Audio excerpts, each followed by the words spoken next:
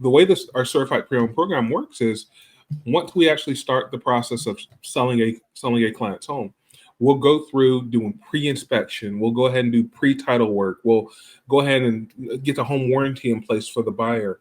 And we even have a home warranty for the seller at no cost to the seller whatsoever. What we do is we go in and make sure all the issues are solved, because if an issue is if a closing is going to fall through outside of the buyer's financing, which we are hawks about making sure the buyer is able to close, is something came up during the inspection that just couldn't be overcome, or something came up during the title work, that a cloud on the title that delayed the closing to the point where we couldn't close.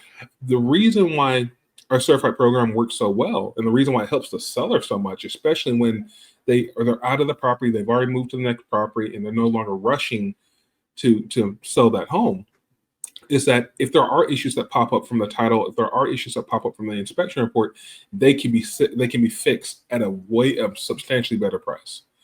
When a buyer, an outside third-party buyer, comes in and inspects a property, we actually give an inspection report. So a lot of times the buyer doesn't even inspect the property.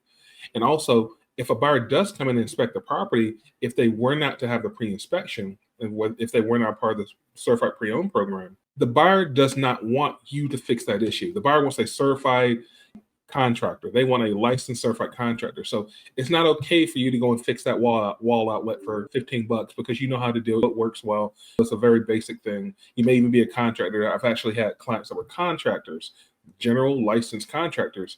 They don't want that person to do it. They want someone else to do it.